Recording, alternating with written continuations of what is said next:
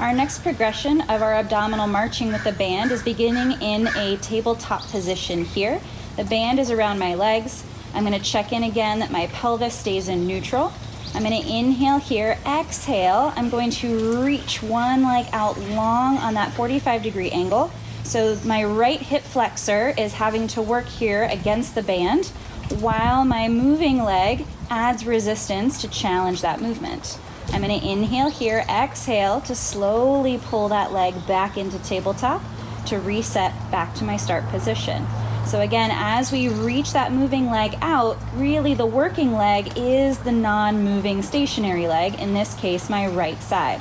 So as I extend, as this leg goes out, this is where it becomes challenging, where our rib cage often might want to flare up, and we may begin to arch through the back. So make sure that our rib cage to pelvis connection stays connected.